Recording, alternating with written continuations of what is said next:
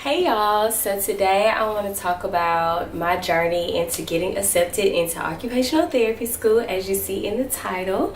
I'm Shaunteee and I'm going to be an OT student this coming fall, so if you want to know more about my journey, then continue to watch.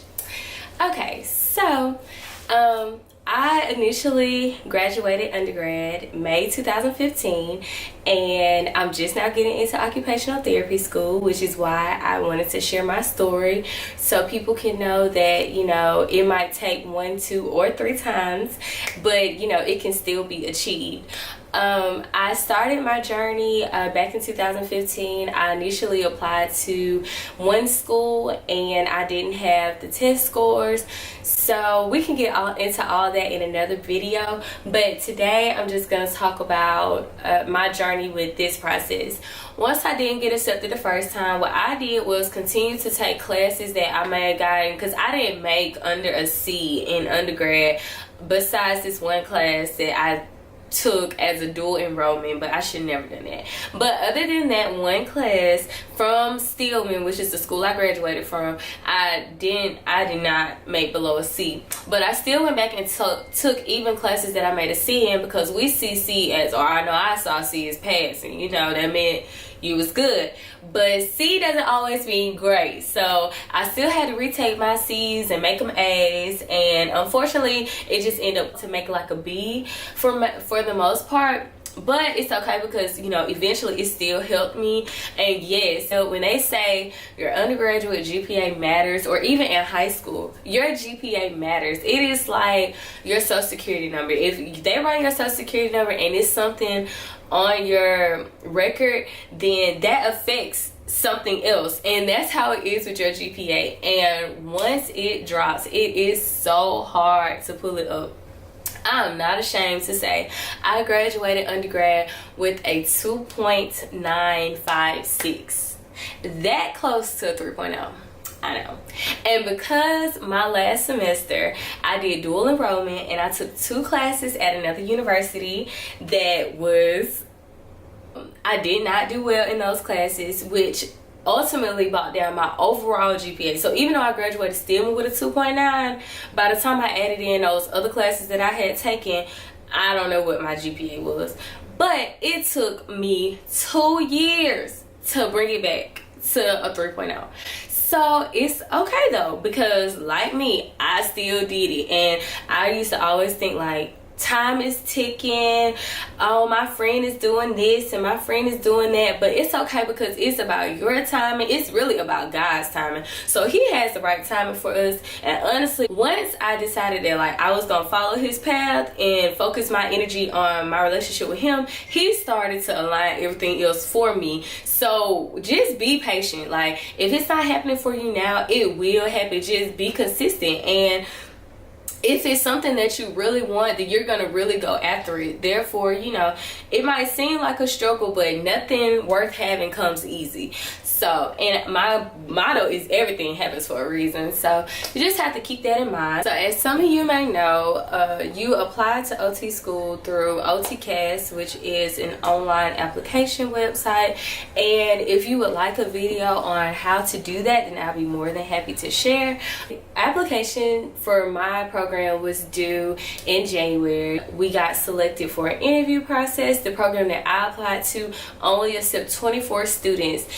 So it was probably over 200 applicants, and then they invited about 50. The interview process lasted 2 days. So one group came one day and the second group came the other day.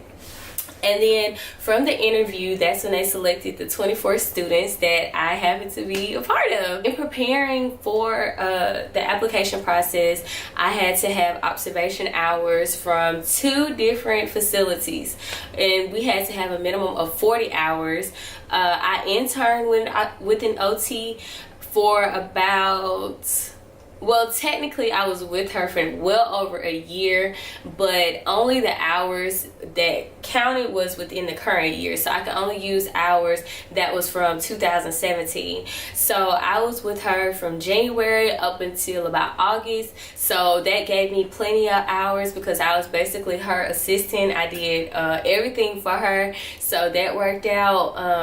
And then the other place that I went was the hospital in our area, and I was with a great girl, and now she's like a mentor to me. And I was able to see different things as far as like autism kids, babies in the NICU, as well as adults. And the other place where I was an intern, it was an orthopedic place. So we dealt with a lot of hand injuries and elbows and things of that such. And to get ready for the interview, one of my coworkers, which turned into a friend, she recently got accepted into physician assistant school, which they had to go through an interview process as well. So I reached out to her, we had lunch, she gave me pointers and things that was very helpful. Hey, I'm headed, this is the day before my interview, and I'm headed to meet with one of my co-workers, or one of my friends, my old co-worker that recently got into PA school. So she's gonna give me some last minute tips and advice on my interview tomorrow. I look a mess right now, but this is the real me. So after I do that, I'm gonna run a few errands, and then I'm gonna come back home and do my hair. Feeling nervous. In order to prepare for that day, I was very nervous. I prayed. I just kind of gave it to God. I went and got a massage the night before just to like relax myself.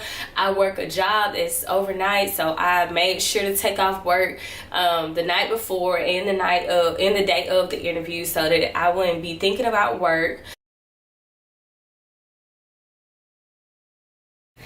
Hey guys, so it is it's April the 4th, and it's about 9:30 at night, and I just finished twisting out my hair for my interview tomorrow. Super nervous, getting ready to prepare to go over everything one more time, go to bed, clear mind, clear heart, and letting God have his way. I personally didn't go in with like a notepad or anything. I just felt like that would be like cheating myself, like, oh wait, let me look and see what I wanted to ask you guys. But I did make sure I had some questions that I wanted to ask, and I went in the interview comfortable. And I went in as it was a conversation, and so I was just being myself and just praying for the best. And I will say that I did feel tripped about one of the questions. I'll get into that in another video.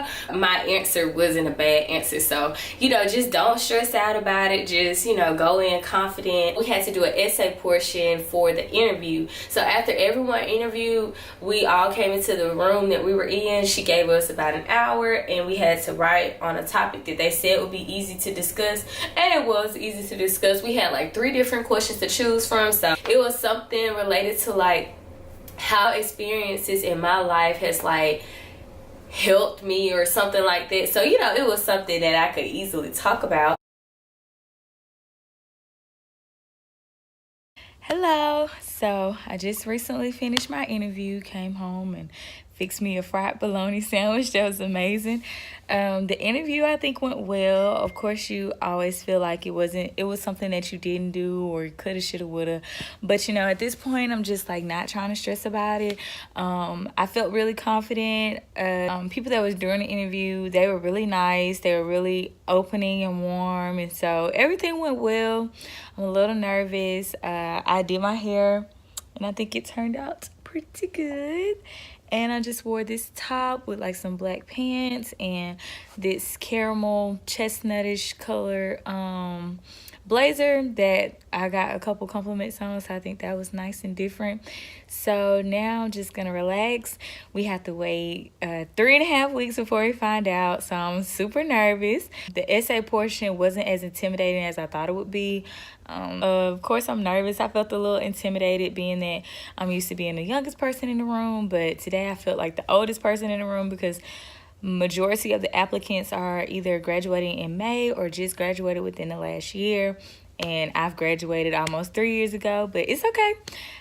So I got a chance to talk to a lot of the current students, the senior students, and get their advice and ask different questions. I was very excited when I got in. I found out they said it would be 3.5 weeks, and we ended up finding out like 2 weeks afterwards, and I really wasn't even looking for the email. Someone just texted me and was like, hey, did you check your email? And I'm like, no, I'm checking it now. And so when I checked the email, I had it, and I was so excited. I cried, I jumped, I screamed. It kind of scares me to think that getting in was kind of the easy part, and staying in and making it through is gonna really be the hard part.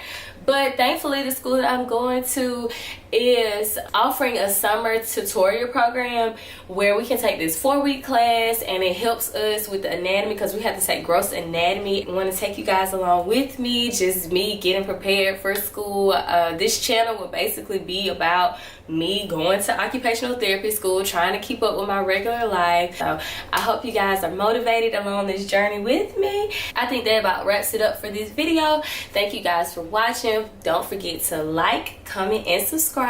You can follow me on Instagram. My link is below, and I will see you guys in the next video.